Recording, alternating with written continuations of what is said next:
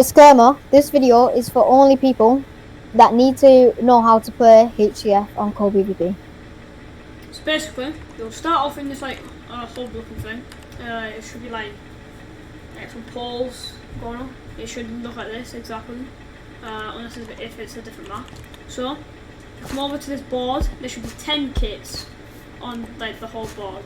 You've got Rogue, you've got Smasher, you've got Ninja, you've got Hulk, you've got Scout, you've got Builder, you've got Phantom, you've got Archer, you've got Diamond, and you've got Bard.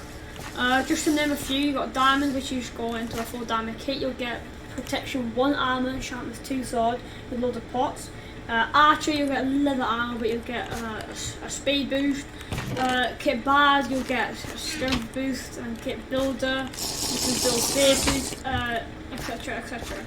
So, first, you need to know about factions. Factions is like a team. So as you can see above this person, there's an SLZ. SLZ is like it's his team.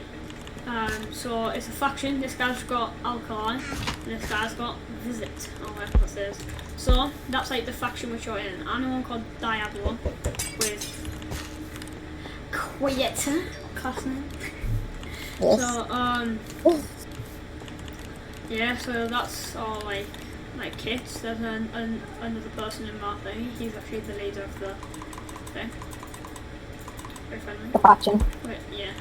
N-words. Just ignore it. So that's a faction. It's like a team. You can create factions by doing /F create and then the name of your faction. If it's not taken, you will create a faction. Okay? So once you've created a faction, you want to go into the wilderness. So the spawn is marked off by a massive red line going around like the spawn area. You cannot get hit in this area. Everyone's safe. That's why everyone's showing that. But these two red lines here going off, that's a road. That's the south road. If you go down there, you'll find a lot of bases. That's where all the main bases are. If you get spawn tagged and you are out into the wilderness, you cannot go back into the spawn, as you will get like that, as nicely demonstrated. A barrier of red stained glass will appear, and you cannot come back in until the last time you were hit was 30 seconds ago. So every time you get hit, you'll get a spawn tag for 30 seconds, and then after that you can either F spawn, or you can, slash spawn, or you can just walk back into spawn. Next, I'll talk about claiming land still. You need to go out into the wilderness. You need to find a bit which is claimable, so it'll be marked out in red again. So around this whole area here, there's a red line. So this is like the PvP bit. There's a massive red line. You can build your bases behind that. That's where all your valuables will be kept.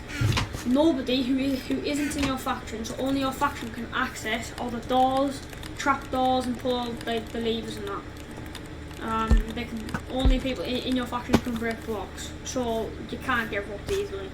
You will have to let them in, or be very, very stupid to let them in. You can also set up traps in your bases. You can do whatever you like. Just don't suffocate using block switches of glass, because that is bannable. And don't grief other people's bases, because I've had the experience with that. I've been banned for a week by griefing someone's base.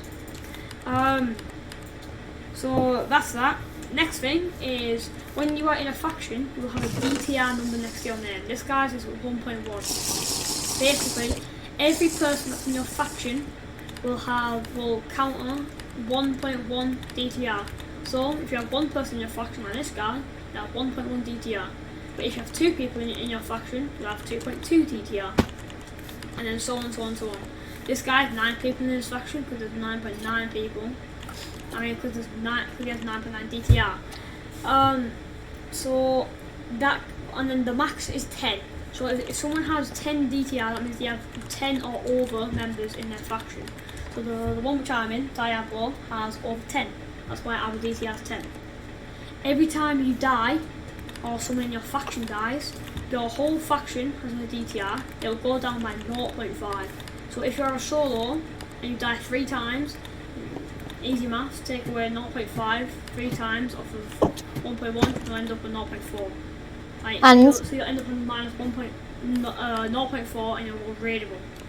And while killing someone while in a faction, you will gain 2 XP, which means it will go towards your faction level. Faction level will add up to your F top, so faction top. So the best 10 factions on the server will go on the faction top, and top 3 will receive Minecraft money. Yep. So that's that. Once you lose all of your DTRs, when you go into the minuses, so this person is a 1.9 because he's been losing DTR. So he would be on 2.4, 2.9, 3.4, and then so on and so on. He's probably got 4.4, so that means there's 4 people in his faction. Right now ours is 8.5 because 3 people have died from 10. So on to F who, which is that faction who, which is my faction. You can see there, deaths until available, which is DTR. That was you. 8.5 out of 10. 10 is because we have max people. 8.5 because 3 people died. Time until regen is when that regens back to 10. Okay. So once someone dies, that regen will go back to 5 minutes. So then you'll need to wait 5 people from the last time someone died. 5 minutes since the last time someone died for your thing to fully regen. Once you lose all your DTI and you go into minuses, you will become raidable. Now raidable is where, as we were talking about earlier, where when you claim land and that land is all yours, raidable means people can open your doors, people can break your blocks, people can act like it's theirs. So it's open to anybody. Anybody can go in it. So all your stuff which you had protected is now gone. You've just lost it all. So However, the best thing to do is when you're on 0.4 DTR or 0.5 or lower, it's best off to just stay in your base, do /FC, you'll go into faction mode and tell your whole faction to stay in the base until regen, then you can go and fight again. 5 minutes between each regen. So say if you died while regening, it will reset the timer. So say if you're on 1 minute until regen, it'll go back 5 minutes. Yeah, so that's from the latest death. So if you have 10 seconds on your regen and one of your teammates is stupid and you're on 0.4 DTR and your teammate has went out into the wilderness when you've got 10 seconds left and he dies, you will go raidable with your timer back at 5 minutes, and nobody can die for 5 minutes while people are raiding your base. That's if people want to raid your base. So that's very good. Now we're going to move on to crates. Crates you can get from EG kits. So back onto what I was just saying, this guy's on -7.7. This guy most likely does not have a base because no one just goes out casually fighting. So that's what a tactic is. What people do, they either go factionless or they're making F-homes or they claim a tiny bit of land, literally like a rat. So there's one block where they can just F-home, and then they don't care about the DTR because they don't have a base, they just go out and fight and they just PvP. Okay, so now I'm going to move on to crates. Crates are all these things which you see at spawn. So you've got a gamble crate, a cold crate, a partner crate, a tag 3 crate, a tag 2 crate, tag crate, Easter crate, ability crate, event crate, coth crate, and then you've got these little ones over here which is a vault crate, a sapphire crate, OP crate, ruby crate, and a kill crate. Basically, the vault crate, you can get a key which is a little, I think it's a trap wire. Yeah, they are keys in this game. So you can open, if you have a vault key, you can open the vault crate, sapphire key, open sapphire crate, so on and so on. You get different rewards from each thing. Here are all the rewards. You can get P2, which is protection 2, from the OP. You can also get all of these tags here. You can get all of this. So, and then that goes on and so forth. These are the better crates here. Got a tag crate so when you open these, you get a tag. So you can get one of these tags. I have got the number 1 tag, which is the one which I'm using now. I've had the Japan tag, which I've actually had twice, and I've had the ninja, and then I've had something else. And then from tag 3, where actually I can just do this. I can show you all. So I've had Japan, Pokemon, anime, December, Ninja, New Year, New Me, #1, Santa, and then you can get like little like symbols like that, which you can get from tag 3 current. Just symbols. Tag 2 creators some more, like a few symbols there, and then you can get some like written. Partner crate, partner items. Partner items are special items in the game, so you can get I don't know, a grabber. So when you hit someone and you pull it again, they come towards you. You can, in the Easter crate, you can get this one sword which only one person in the whole server owns, called the legendary Cold Sword.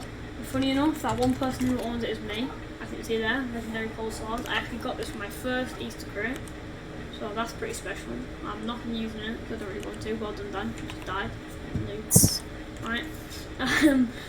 So you can get all of this. You can get like one-time partner kits. You can get one-time Easter G kit. So G kits are these. So I have the Easter G kit. Basically, you claim a kit every certain time. So the Easter G kit's every 2 days. You can claim a kit. But basically, you get some items depending on what kit you got. So Easter G kit, I get a full Easter kit. I get an Easter sword. I get an Easter crate key, which is the best one you can get. You can also get 7-day ranks, which I've got the permanent master rank, which is really good. That gives me a full PV. So PVs are your personal vault. You have all of this stuff, which is yours. Normally, if you just have the normal game, you haven't paid for anything, you'll just have one row of PV. I have the whole thing, so I have master's rank. There's also all of these crates down here. Ability crate isn't that good, but depends on your side. But gravy can be good if you like it. You can have a gamble crate. You can have all of this stuff if you want. So crates are pretty cool. There's like an extra. So they're like pretty big. Moving on to G kits. G kits is a pretty cool thing in the game. These are G kits. You can get different G kits depending on how much you want to pay. So all of these here, you've got Easter G kit, which I think personally is the best. You've got Valentine G kits, and G kits are a set thing which you get after a certain period of time. So right here, so you see there how it says get it with /buy. On the Easter G kits, wait until the cooldown runs out. When the cooldown run out, you want to do /clear. That will clear your whole inventory. I think that's only if you have master rank on, it'll clear your whole inventory. If not, you want to empty it all, and then you claim the kit. It'll all come into your inventory, and then for mine, I get 3 tag keys. I get one for that one for this one for that one. That's how I have so many tags. I get a whole set of Easter G armor, which is here. And it's here, Easter helmet, Easter. Why does it say Easter helmet though? I've just realised, Dan, when you hover over the Easter chest plate, And how is it? Yeah. it says helmet for some reason. All this is Easter. It's like the best armor you get in the game. There's a partner item, which is Diley's grabber. I've also got Taser. You can get loads of good apples. You can get an anti-build bone, which when you're in someone's base, because they can build and one by one you can put them on an anti-build bone, which makes them not about, like, so they can't really build. Switch a ball, you can switch positions with somebody, and all that. You've got the reverse ninja track, where you can go back 15 seconds if the person just hit you. But yeah, back up to G kits, they are a very good thing. You can get more than one if you like. But yeah, so they're very good. All you need to do is type in /G kits, that's if you own one, or G kit, and then you can just claim it from here. And then partner items are very cool. There's like special things which you can get in the game, which you remember. This is a partner item, the Olympia, which you get in the Easter G kit. It's literally like a shotgun, so that's a pretty safe one. I'm scared to go out, because I might die. I don't really die with partner item on me. But yeah, so you get the Olympia, you can get all sorts. You can get so look, as you see, yeah, I've got kill boots. Going back to the crates, I got that from the kill crate, as you see, the P1 right here. Yeah, that's all in all. That was pretty cool. So that was pretty cool. And then last but not least, you have the map change. So every fortnight, which is 2 weeks, well, every short. This one's been a bit longer than a fortnight, but normally it's every fortnight. A new map comes out. So this one is going to change on Thursday. So everything will get reset. So that home won't be there anymore. Nothing will be there, and it'll be a complete new map. Everything resets. All your loot, all of the stats, everything just resets. So that's pretty cool. And then moving on to one last thing, I know that was the last, but I forgot to mention this. When you claim land, you do /F set home. This, wherever you have stood, sets your home. So when you do /F home, you will teleport there instantly, depending if you're spawn type or not. So that is all I have to say. That's how you get started on Cold.Pvp in Kitmap. If Dan wants to start, I mean, quiet. If you want to say anything else, feel free. No.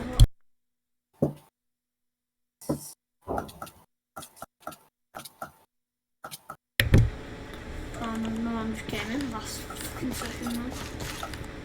Oh, it's fine. But yeah, that's all.